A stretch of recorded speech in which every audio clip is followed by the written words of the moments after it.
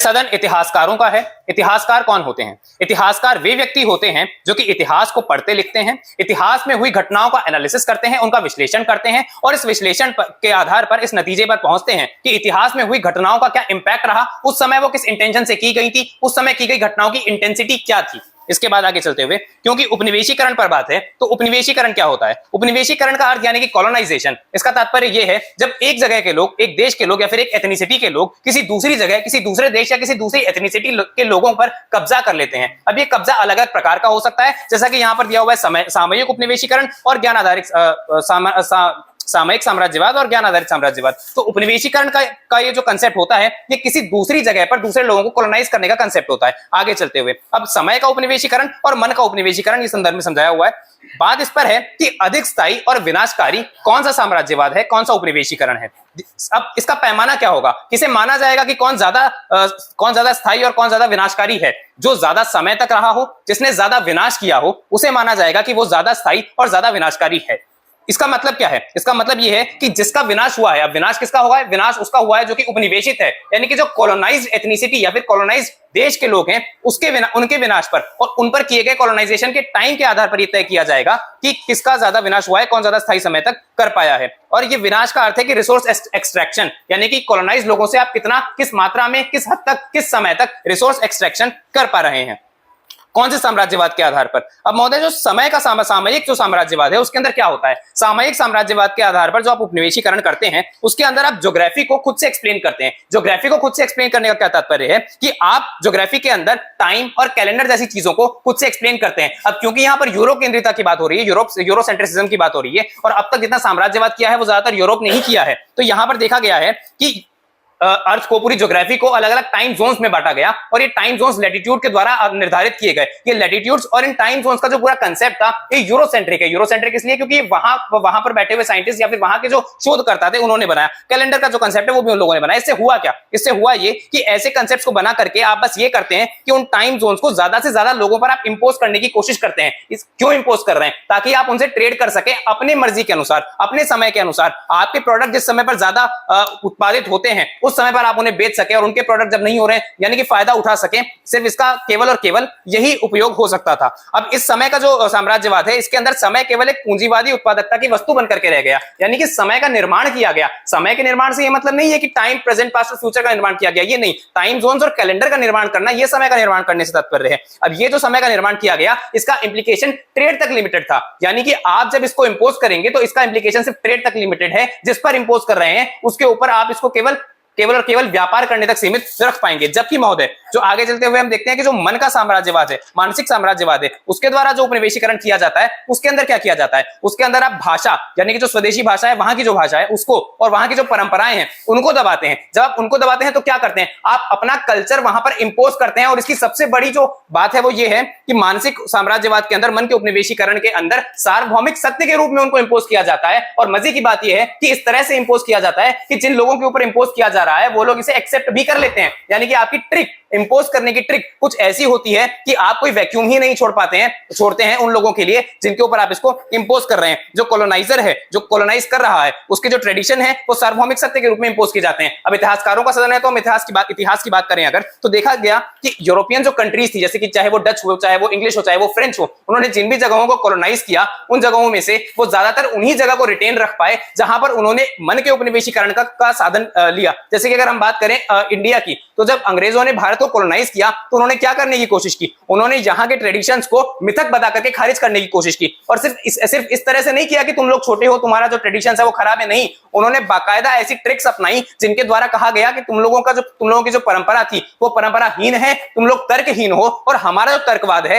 वो श्रेष्ठ है। जब आप अपना तर्कवाद उन पर थोपते हैं, पहली बात, आपका तर्कवाद आपके यहाँ की परंपराओं पर आधारित होगा और आपके यहाँ की परंपराएं आपको फायदा दे रही होंगी। जब आप अपना तर्कवाद उनके ऊपर इंपोज करते हैं तो यहाँ पर आप उनकी उन परंपराओं परंपराओं को नष्ट कर देते हैं, जिससे उनकी सेल्फ सफिशिएंट इकोनॉमी चल रही थी। जब आप उनकी सेल्फ सफिशिएंट इकोनॉमीज को नष्ट कर देते हैं तो आपने ट्रेड को तो अपने हिसाब से करवा ही लिया, साथ ही साथ आपने विनाश को ज्यादा समय तक विनाश को करवा पाए। क्यों करवा पाए? क्योंकि जब आपने उनको मानसिक गुलाम बना दिया तो वहां पर रेबेल करने की जो उनकी पावर है, रेबेल करने की जो क्षमता है वो खत्म हो गई। जब रेबेल करने की क्षमता खत्म हो गई तो यहां पर कोई स्पेस ही नहीं बचता है कि मैं कॉलोनाइजर के खिलाफ आवाज उठा पाऊं। तो ज्यादा समय तक कौन सा रहेगा जहां पर रेबेल करने की आवाज कम होगी, जहां पर जो रिसोर्स एक्सट्रैक्शन है वो ज्यादा हो पाएगा। अब क्योंकि यहां पर ये जो मानसिक साम्राज्यवाद है, ज्ञान आधारित साम्राज्यवाद है, इसके अंदर ये किया जाता है, इसके अंदर भाषा को नियंत्रित किया जाता है और एक मानसिक पदानुक्रम बनाया जाता है। ये मानसिक पदानुक्रम किस पर आधारित होता है? ये इस पर आधारित होता है कि जो बौद्धिक उपकरण एक उपनिवेशवादी वहां इंपोज करेगा, यानी कि मैं अगर कहूंगा कि ये चीज रीजन है, अगर आप हॉब्स को पढ़ेंगे, लॉक को पढ़ेंगे, ये तब आप रीजन को पढ़ेंगे, अगर आप हेगल मार्क्स को पढ़ते हैं तब आप रीजन को पढ़ेंगे। जब मैं इन चीजों को इंपोज करूंगा तो जो मेरी परंपरा के अंदर रीजन चला आ रहा है या फिर जो भी ट्रेडिशन चले आ रहे हैं वो ट्रेडिशंस खत्म हो जाएंगे। और इनको खत्म करने के बाद महोदय ये होगा कि वो वैक्यूम वो स्पेस खत्म हो जाएगा जहां पर रेबेलियन उठ सके महोदय। अब इसका एग्जांपल महोदय हम देख सकते हैं, रिसेंट एग्जांपल देखा गया है कि हाल ही में एक जज बने, उन जज ने जब अपनी शपथ ली तो वो कॉलोनियल टाइम की जो विग हुआ करती थी वो पहन करके आए। ये किसका उदाहरण है? ये मानसिक गुलामी का उदाहरण है। आज अंग्रेज भले ही हमारे देश से जा चुके हैं, लेकिन क्योंकि उनकी जो कॉलोनाइजिंग ट्रिक थी वो मानसिक कॉलोनाइजिंग की थी, मानसिक साम्राज्यवाद की थी, उसका महोदय जो इफेक्ट है वो ये पड़ा कि आज तक हमारे यहाँ पर ऐसी परंपराएं चल रही हैं। हमारे जो लॉज हैं वो जितने ज्यादातर जो लॉज हैं वो उसी समय के हैं और उनमें से कई लॉज आज इररिलेवेंट हैं, जब फिर भी हम उन्हें कंटिन्यू किए हुए हैं महोदय। आगे चलते हुए एक और उदाहरण देना चाहता हूं। ठीक है, मैं समाप्त करता हूं। माननीय, सबसे पहले समझने की आवश्यकता है, इतना सब कुछ आकर के एक्सप्लेन करके गए, लेकिन ये नहीं बताया कि क्या आज तक भी वो चीजें चल रही हैं, कॉलोनाइजेशन कैसे स्थित रहा और कैसे विनाशकारी करके गया, कहीं नहीं बता करके जाते। ये सबसे पहले इनका फ्लॉ था। ठीक है, आगे बताता हूं कि जितने भी उपनिवेशीकरण के बारे में बता रहे हैं वो अपने आप में ज्योग्राफी के और टाइम के रिलेटेड थे। कैसे, मैं बताता हूं। देखिए, जब आप किसी भी चीज को ज्योग्राफी से रिलेट करते हुए बताते हैं तो वो अपने आप में एक ऐसा जस्टिफिकेशन आपके पास पैदा करता है जिसका वो असीम मतलब जस्टिफिकेशन, उसका कोई कांटे नहीं है। अब देखिए, जितने भी आप कल्चरल एक्सपेंशन की बात करें या फिर कल्चरल जस्टिफिकेशन की बात करें, वो कहीं ना कहीं एक ना एक टाइम पर आकर के यहाँ पर खंडित किए गए। जैसे उदाहरण के स्वरूप में बताना चाहूंगा, कॉलोनियलिज्म के टाइम पे आपने विग क्या उदाहरण दिया, लेकिन क्या सारे ही जज विग पहन रहे? नहीं पहन रहे। यहाँ पर अपने सारी चीजें अपनाई जा रही है, किंतु आपके जो टाइम जोन्स है, जो कैलेंडर है, वो आज भी वही है। आज भी जनवरी से लेकर दिसंबर तक का आप कैलेंडर अपना रहे हैं। अब उससे होता क्या माने, सबसे पहले इकोनॉमिक कंट्रोल में आती है, आपके ट्रेड बेसिस कंट्रोल में आते हैं। उसके तौर पर देखा जा रहा है कि कॉलोनियलिज्म यहाँ पर जो है कब्जा तो खत्म हो गया, लेकिन मानसिक रूप से और उनके जो ट्रेड एक्सपेंशन है वो आज तक कंटिन्यू हो रहा है। उसका एकमात्र कारण था कि आपने जो है यहाँ पर ये समय और कैलेंडर को कंट्रोल किया। ये समझने की आवश्यकता है। फिर आप कहते हैं कि सार्वभौमिक सत्य बना दिया। अगर इतना ही सब विनाशकारी और सार्वभौमिक सत्य था, क्यों कंटिन्यू नहीं हुआ? क्यों यहाँ पर उसका रेवोल्यूशन आया? कल्चरल रिवाइवलिज्म जब अपने आप में आता है तो सबसे पहले वो कल्चर की काट करता है। तो ये समझने की आवश्यकता है, कल्चर और समय में सिर्फ इतना डिफरेंस है कि जब यहाँ पर जब भी कोई रेवोल्यूशन आता है तो यहाँ पर जो समय को, क्योंकि ज्योग्राफी से यहाँ पर जस्टिफाई किया गया है, तो यहाँ पर उसका कटाक्ष नहीं आता और ना उसके ऊपर रेवोल्यूशन आया जाता है।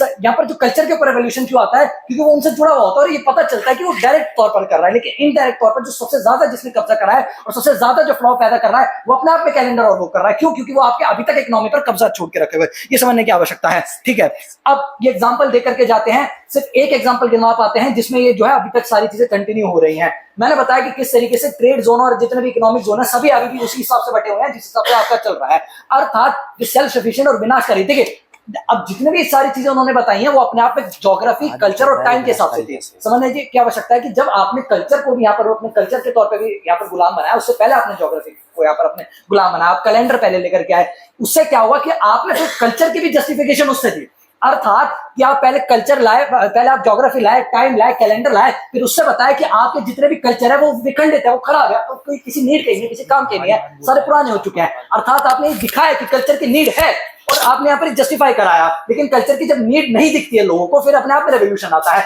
आप समझा करके जाइएगा कि यदि इतना ही स्थायी और विनाशकारी था तो रेवोल्यूशन आया क्यों, और यहाँ पर समय के लिए क्यों नहीं रेवोल्यूशन आया गया, या सभी लोगों ने क्या क्यों अपने यहाँ पर कैलेंडर और टाइम जोन क्यों नहीं चेंज कर दिए? उसका एकमात्र कारण है कि वो ज्योग्राफी से रिलेटेड था, और ज्योग्राफी अपने आप में कैसी जस्टिफिकेशन है जिसका आप कहीं काट नहीं दे सकते हैं। बता करके जाइएगा कि ज्योग्राफी कहाँ बदली गई और क्यों बदली गई और उससे क्या इंपैक्ट पड़ा। ये मेरा इनसे प्रश्न जाएगा। फिर आप कहते हैं सेल्फ सफिशिएंट इकोनॉमी और रेबेल की क्षमता खत्म कर देता है। इसका एकमात्र कारण समय और कैलेंडर था कि जैसे मैंने बनाया आपने उसकी कैपिटलिज्म क्या करता है मान्यवर, कैपिटलिज्म आपका उसके जो जितने भी यहाँ ट्रेड जोन है उन सबसे आपकी इकोनॉमिक कंट्रोल करता है। इकोनॉमिक कंट्रोल करने के बाद अपने आप में सारी सारी चीजें कंट्रोल में आ जाती हैं। फिर आप कैसे कह रहे हैं कि सेल्फ सफिशिएंट इकोनॉमी कल्चर की वजह से चेंज हुआ? अगर सेल्फ सफिशिएंट इकोनॉमी इतनी ही थी तो आज भी जब ट्रेड यहाँ पर चल रहे हैं और डेफिशिएंट ट्रेड चल रही है, ट्रेड डील चल रही है, तो अपने आप में क्यों कल्चर के हिसाब से निगेट नहीं हो रहा है? क्यों यहाँ पर जो पहले कॉलोनाइजेशन जो पश्चिमी देश यहाँ पर जो हमेशा डोमिनेट करते थे अब भी क्यों डोमिनेट कर रहे हैं? बता करके जाइएगा, आप नहीं बता करके जाते हैं। फिर कहते हैं कि जो टाइम जोन है यूरोसेंट्रिक है। इनकी कहीं भी आया ही नहीं है कि किस तरीके से जो है कल्चर लॉन्ग लास्टिंग इम्पैक्ट छोड़ कर गया और किस तरीके से विनाशकारी था। इन्होंने 3 चीज तो बताई कि विनाशकारी क्या होगा, खुद भी मान करके गए कि ज्यादा समय तक और ज्यादा विनाश। देखिए, ज्यादा विनाश हम उस चीज को मानेंगे जब वो आपकी बेस पर अटैक करे। आपका कल्चरल बेस और जितने भी आपके बेस थे वो अपने आप में इकोनॉमी से जुड़ा हुआ है, अर्थात आपकी उस पे वार हुआ जब जाकर के आपकी सारी चीजें जुड़ के निकल के आती है। ये समझने की आवश्यकता है। आप कहते हैं कि आप कहते हैं कि रिसोर्स एक्सटोर्शन, कौन से कल्चरल गुलामी बनाने से कौन सा रिसोर्स एक्सट्रैक्शन वो बता करके जाइएगा। लेकिन जब आपने ज्योग्राफिकली यहाँ पर जस्टिफाई किया, यहाँ पर टाइम जोन बनाया और उसके बाद यहाँ पर सारी चीजें एक्सटॉर्शन होने की बात हुई है, उससे पहले कहाँ थी आपकी ये? अब इनसे मेरा एक और प्रश्न रहेगा कि सबसे पहले यहाँ पर गुलाम बनाने के लिए रिसोर्स और टाइम मैनेजमेंट भी चेंज किया गया। 24 घंटे की आर क्लॉक क्यों चेंज करी? सबसे पहले कल्चर क्यों नहीं लेकर के आया गया? यदि कल्चर अपने आप में ही इतना घातक है तो ये मेरा इनसे प्रश्न रहेगा। ये कहीं बता करके नहीं जाते हैं, ये समझने की आवश्यकता है। फिर आप कहते हैं कि डच ने रिटेन करा, ये तो प्रॉब्लम है। डच ने लैंड खो दिया, किसकी वजह से? कल्चर की वजह से। लेकिन आज भी ब्रिटेन, यूके, यूएस सब उसकी इकोनॉमिक जोन पर कंट्रोल करके बैठे हैं, किसकी वजह से? अपने आप में उसकी वजह से। ट्रेड जिस भी हिसाब से हो रहा है, डॉलर क्यों प्रभुत्व में है? क्योंकि आपके टाइम जोन उस हिसाब से चल रहे हैं, कल्चर उस हिसाब से चल रहा है, ट्रेड उस हिसाब से चल रही है, आपकी जो ट्रेड रूट है उस हिसाब से फॉलो हो रहे हैं। तो ये समझने की आवश्यकता है। ठीक है, अब देखते हैं, ये समझने की आवश्यकता है कि कल्चरल रिवाइवलिज्म के थ्रू कल्चर काटा जा सकता है। लेकिन मेरा इनसे प्रश्न रहेगा, ऐसा कौन सा रिवाइवलिज्म आएगा या आ चुका है या आने वाला है जिसकी वजह से यहाँ पर जो समय है अपने हिसाब से कैलेंडर डिफाइन हुए? मैं एक और उदाहरण स्वरूप समझाना चाहूंगा कि जब भी यहाँ पर जितने भी टाइम जोन बांटे गए वो टाइम जोन आज तक मान्य है। अर्थात ज्योग्राफी से आपने इतना इनबिल्ट कर दिया कि आपके वो आप देखिए, ये कहते हैं कि यहाँ पर रेबेल की क्षमता खत्म कर दी। रेबेल की क्षमता तो जब खत्म हुई जब आपने ज्योग्राफिकली सारी जस्टिफिकेशन दे दी। अब आपके पास रेबेल करने के लिए ऑप्शन ही क्या बचा या कारण क्या बचे, या बता करके जाइएगा, जिसके लिए यहाँ पर समय के लिए यहाँ पर आपके पास रेबेल आएगा। आपने कोई रेबेल का कारण ही नहीं छोड़ा, इस वजह से वो अति विनाशकारी और अति घातक हुआ। ये समझने की आवश्यकता है। फिर आप कहते हैं टाइम जोन यूरोसेंट्रिक है। हाँ भाई, यूरोसेंट्रिक है, इस वजह से आज के तो अभी भी यहाँ पर कंटिन्यू हो रहा है। आपके जो कल्चर थे वो पूरी तरीके से यूरोसेंट्रिक नहीं हो पाए, इस वजह से आपका जो है सारी कल्चर आप काटते हुए चले गए। कल्चर आज जितने फॉलो जिधर हो भी रहे हैं उधर भी अपनी आइडेंटिटी देखिए, समझने की आवश्यकता है। अगर कोलोनियलिज्म और कल्चर इतना ही होता तो यहाँ पर जो इंडो और यूके का मिक्सचर आता, क्यों आ रहा है मिक्सचर? यहाँ पर मान्यवर समझा करके जाइएगा, क्या यहाँ पर टाइम में कोई मिक्सचर आ रहा है? नहीं आ रहा, लेकिन कल्चर में ही मिक्सचर को देखने को मिल रहा है। अर्थात आपका जो कल्चर है वो अपने आप में इतना डोमिनेट नहीं है कि वो दूसरे को सरपास कर पाए या दूसरे को सप्रेस कर पाए, लेकिन टाइम जोन और कैलेंडर अपने आप में इतना ज्यादा वो है कि वो अपने आप में एक्सप्लेन करता है। मान्यवर, इसके साथ बहुत बहुत धन्यवाद। पूरा कंटेंशन इतना है, इन्होंने बकायदा बार बार ये लाइन बोली है कि टाइम ने मानसिक रूप से अपना गुलाम बनाया।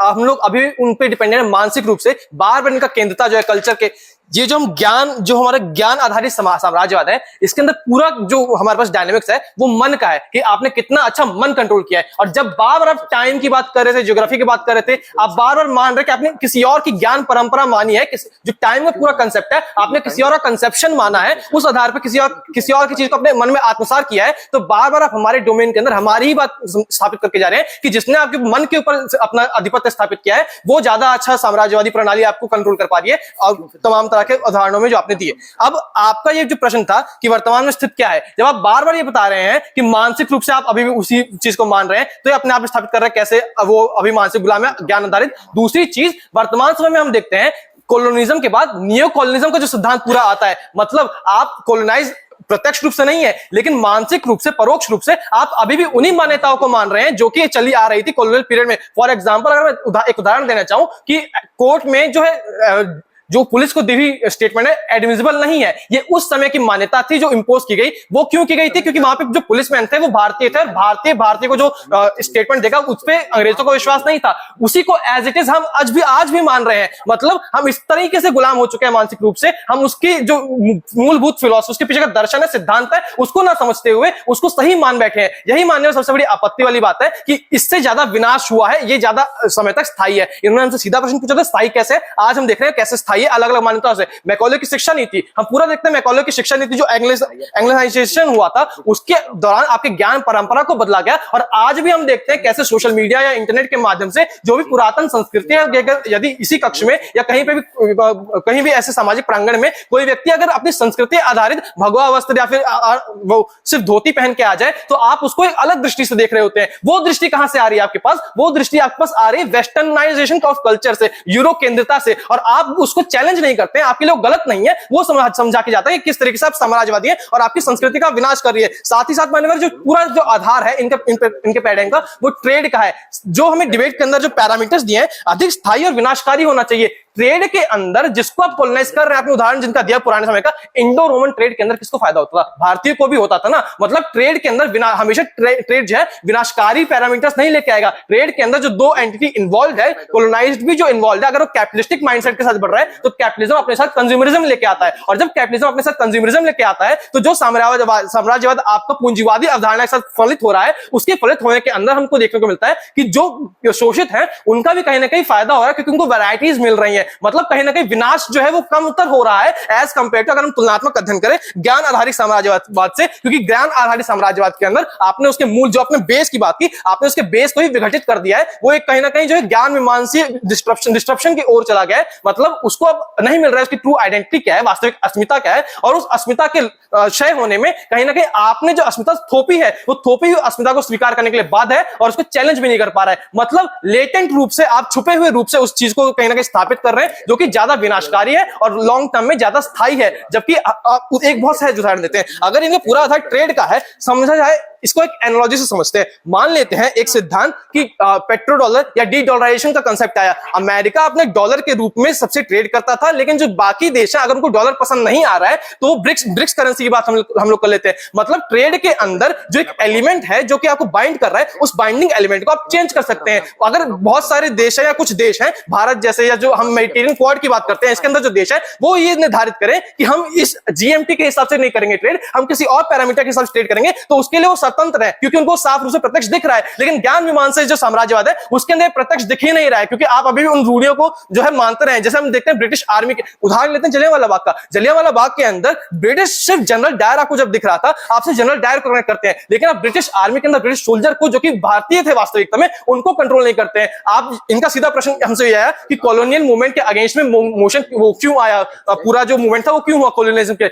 समझिए कब हुआ, जब गांधी जी साउथ अफ्रीका से आ रहे हैं। समझिए कब हुआ, जब राजा राम मोहन राय वेस्टर्नाइजेशन से प्रभावित है। मतलब जो अंग्रेजों की एक मानसिकता थी व्हाइट मैन बर्डन कि सारा उद्धार इन लोगों का हम ही करेंगे, जब वो लोग उससे प्रभावित हो रहे हैं, जब यहाँ के जो फ्रीडम फाइटर्स है उससे प्रभावित हो रहे हैं कहीं ना कहीं, जब वो उन टेक्स्ट को पढ़ रहे हैं, उन फिलोसफर्स को पढ़ रहे हैं, तब जाके उनके ज्ञान मीमांसा के अंदर आप ये स्वीकार कर पा रहे हैं कि वो चिंतन पद्धति आ रही है। लेकिन वास्तविकता ऐसी नहीं है। साम्राज्यवाद ने लेकिन आपको बाध्य कर दिया ऐसा काम करने पे, कि ऐसा मानने पे कि उन्हीं के कारण, उन्हीं के व्हाइट मैन बर्डन कारण या जॉन लॉक हॉब्स इन सब के सिद्धांतों के कारण आपके अंदर वो चेतना आ रही है। जबकि ऐसा नहीं है, मूलभूत चेतना आपकी खुद की संस्कृति में भी थी, जो कि वहां से खत्म हो गया। कॉल आ रहा था ना, हाँ कहा था मैं, हाँ, ये मूलभूत चेतना आपके खुद के सिद्धांतों से आ रही है, लेकिन आप खुद के सिद्धांतों को नकार चला जाए, जो कि कहीं ना कहीं यहाँ पे कोई आउटकम नहीं दे पा रहा है। मतलब आपके ऊपर वापस से इंपोज कर रहा है, हेजेमनाइज कर रहा है सारी चीजों को। इन्होंने फिर एक फैक्चुअल इनइक्वेसी की, डच का नीदरलैंड है, बताइए कब कॉलोनाइज हुआ नीदरलैंड? आपने फैक्चुअल इनइक्वेसी कर दी कि डच कॉलोनाइज हो गए थे, गलत बात है पूरी। फिर आप कल्चरल रिवाइवलिज्म कह रहे हैं, आप कल्चरल रिवाइवलिज्म भी उसी आधार पर कर रहे हैं, उसी पैमाने। मतलब ये समझिए आपको आकाश ही उतना बड़ा मिला है जितना कोई आपको डिफाइन कर दे रहा है। ये सबसे बड़ी यहाँ पे प्रॉब्लम है ज्ञान मीमांसा साम्राज्यवाद के अंदर, जो कि उसको लॉन्ग टर्म बनाती है, जो कि उसको अधिक विनाशकारी बताती है, क्योंकि आप अपनी अस्मिता से दूर चले जाते हैं। साथ ही साथ आप टाइम के जो रेवोल्यूशन है, मानसिक रूप से कैलेंडर, ये जो पूरी बात है कैलेंडर फेस्टिवल, क्या आप विक्रम संवत को आज नहीं देखते हैं समाज में आते हुए? अगर आपका पैरामीटर यही था कि कॉलोनाइजेशन के अगेंस्ट में मूवमेंट होते हैं और मूवमेंट से आप कह रहे हैं कि विघटित हो जाएगा, विनाशकारी नहीं होगा, तो विक्रम संवत को मानने वाले लोग क्या ऐसा कर पा रहे हैं? फिर आप जो पूरा पैराडाइम दे रहे थे कि टाइम को आज तक चैलेंज नहीं कर पाए हम लोग, विक्रम संवत मानने वाले चैलेंज कर दे रहे हैं। इसका मतलब आपको जो पैमाना है वो अपने आप में फॉल्सिफाइड पैमाना है। मतलब जो हमने आपको आधार ठीक है, जो आपको आपने आधार बताया कि वो चीज लॉन्ग टर्म होगी, जो कि लेटेंट रूप से छुपी हुई, जो कि दिखा नहीं पा रही है, प्रत्यक्ष रूप से नहीं आ रही, परोक्ष रूप से आपका क्षय कर रही है। धन्यवाद। को रखते हुए 3-2-1 मान्यवर, सर्वप्रथम यहाँ पे समझते हैं कि मेरा जो प्रतिपक्ष है वो कहते हैं कि टाइम्स के थ्रू उन्होंने जो है मानसिक रूप से कंट्रोल किया। यानी कि मानसिक रूप से आप इंडिपेंडेंटली कंट्रोल कर ही नहीं सकते। आपको अगर आप मानसिक रूप से कंट्रोल कर रहे हैं तो आपको टाइम के थ्रू ही कंट्रोल करना पड़ेगा। यानी कि अल्टीमेटली जो मानसिक रूप की आप बात कर रहे हैं वो एग्जिस्ट ही क्यों कर पा रहे हैं? वो टाइम की वजह से, क्योंकि आपने उस टाइम को कंट्रोल करके रखा हुआ है, और उसके थ्रू आप मानसिक डोमिनेशन कर पा रहे हैं। यानी कि जो मानसिक डोमिनेशन वो इंडिपेंडेंटली एग्जिस्ट नहीं करता, और उसका जो स्थायित्व है वो एग्जिस्ट ही नहीं कर सकता जब तक कि वो टाइम के थ्रू एस्टेब्लिश ना हो पाए। हमने इनसे हजार उदाहरण मांगे कि कैसे टाइम आज भी कंट्रोल्ड है, लेकिन हमने ये भी देखते हैं कि कल्चर को रिवाइवलिज्म के थ्रू चेंज कर दिया गया है। यानी कि जब हम स्थायी बोल रहे हैं तो वो कोई चेंज नहीं दिखा रहा है, और वहीं हम देखते हैं कल्चर में चेंज हमें कंटिन्यूअसली देखने को मिलता है। कैसे देखने को मिलता है? मेरे नेता भी बता के जाते हैं, वो कहते हैं कि हमारा जो कल्चर है वो मिक्स हो जाता है, या फिर मिक्स होने के बाद में वो एक नए रूप में आता है। तो अल्टीमेटली हम कहते हैं कि उसमें जो है स्थायित्व है ही नहीं।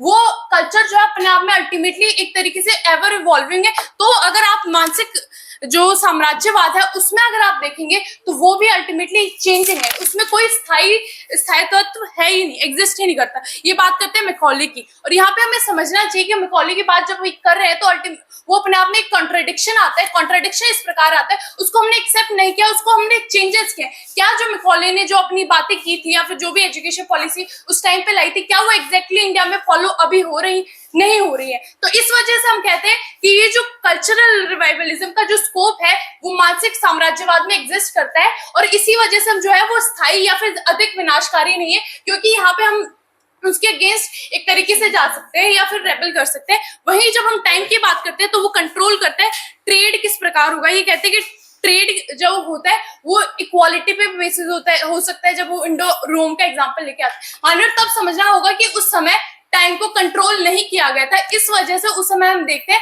कि वो जो ट्रेड था वो दोनों के लिए म्यूचुअली बेनिफिशियल हो गया। लेकिन अभी के टाइम पे हम देखते हैं तो वो एक तरीके से टाइम जो है वो वेस्टर्न जो पावर्स है उनके कंट्रोल में है, और इसी वजह से जो ट्रेड है वो अल्टीमेटली उन्हीं को बेनिफिट कर रहा है। जब उनको बेनिफिट कर रहा है तो यहाँ पे हमें देखने को मिलता है कि जो कम शक्तिशाली देश है उनको इसका घाटा होता है, या फिर उनको उसका बेनिफिट नहीं हो पाता है। और यहाँ पे ये बात करके जाते हैं नियो कॉलोनियलिज्म की।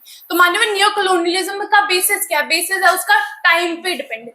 नियो कॉलोनियलिज्म अपने आप में टाइम से आता है जब आप ट्रेड को कंट्रोल करते हैं, और ट्रेड को अगर आप कंट्रोल कर रहे हैं तो वो अल्टीमेटली कहाँ से कंट्रोल हो पा रहा है, या फिर सिर्फ वो आपको ही क्यों बेनिफिट कर रहा है? वो आपको ही इसलिए बेनिफिट कर रहा है क्योंकि आपने उसको अपने अकॉर्डिंग फ्रेम किया है, या फिर अपने टाइम जोन के अपने बेनिफिट के लिए फ्रेम किया है। यहाँ पे कहते हैं कि हाँ, कोर्ट का ही उदाहरण लेके आते हैं। कोर्ट में कोई चीज अभी भी चल रही है तो मानो भाई ये अपने आप में कोर्ट कितने समय तक चलेगा, कब उसकी सुनवाई होगी, ये सब जो चीजें हैं ये भी अल्टीमेटली उसी टाइम फ्रेम में आ रही है जो हमें उनके द्वारा दी गई है। ये बात करते हैं कि कैसे डी डॉलराइजेशन हो रहा है, ब्रिक्स हो रहा है। मान्यवर यहाँ पे हम देखते हैं कि कैसे ब्रिक्स ने जो करेंसी लेके आई, यहाँ पे क्या वो संभव हो पाई है? नहीं हो पाई। यानी कि अल्टीमेटली वो उसी टाइम के फ्रेम में चल पाएगा, और उसी टाइम के फ्रेम में जब वो चलेगा तो वो अधिक स्थायी या अधिक विनाशकारी होगा। और वहीं हम देखते हैं जब कल्चर की बात आती है तो वहां पे स्कोप होता है कल्चरल रिवाइवलिज्म का। हमने ब्रिक्स का क्या, अगर आप वो कम विनाशकारी होता तो अल्टीमेटली उसके अगेंस्ट ज्यादा हमें देखने को मिलता है कि वो एग्जिस्ट कर पाता। ब्रिक्स जो है अपने डी डॉलराइजेशन के प्रोसेस को ला पाता है, वो सुनिश्चित कर पाता है, इंप्लीमेंट कर पाता है। क्या वो इंप्लीमेंट कर पा रहे हैं? नहीं कर पा रहे। वहीं उसकी तरफ हम देखते हैं कि जो कॉलोनियलिज्म है उसके अगेंस्ट हम बात कर पा रहे हैं, और रिवाइवलिज्म उसमें आ पा रहा है। और यही भगवा की बात करते हैं। एक व्यक्ति अगर भगवा पहन पा रहा है आज के युग में कॉलोनाइजेशन होने के बाद में, तो वो अल्टीमेटली यही बता रहे हैं कि उसने वो उसके अगेंस्ट जा पा रही है। यानी कि जो कल्चर, जो मानसिक साम्राज्यवाद है वो स्थायी नहीं है या फिर वो विनाशकारी नहीं।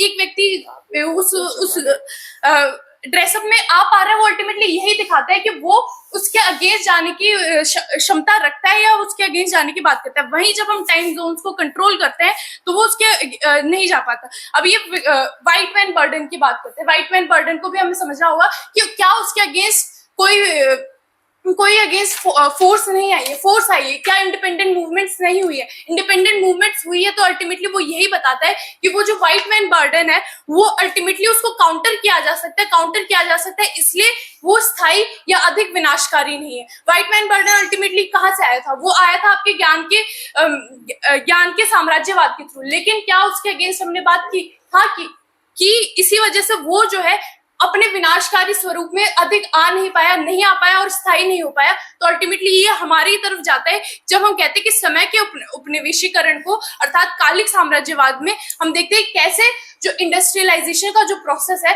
वो हमेशा वेस्टर्न कंट्रीज को या फिर जो उस टाइम जोन को बेनिफिट करती है उन्हीं में जाता है, यानी कि इकोनॉमिक बेस जो है वो हमेशा उन्हीं के पास जाएगा और उसी इकोनॉमिक बेस के थ्रू वो ट्रेड को कंट्रोल करेंगे। ट्रेड को जब वो कंट्रोल कर पाएंगे तो वो हम देखते हैं कैसे उसके थ्रू ही वो अल्टीमेटली मानसिक रूप से उनको गुलाम बना पाए। यानी कि अगर आपको मानसिक रूप से भी अगर गुलाम बनाना है तो वो इंडिपेंडेंटली नहीं हो सकता। उसके लिए आपको चाहिए कि आप उस टाइम फ्रेम को या टाइम जोन को कंट्रोल करें। और यही हम देखते हैं कि जो कल्चरल या फिर ज्ञान मीमांसात्मक साम्राज्यवाद आता है उसके अगेंस्ट हमें फोर्सेस देखने को मिलती है, उसके अगेंस्ट हमें रेबल देखने को मिल पाता है, इसलिए वो अधिक स्थायी या विनाशकारी नहीं है।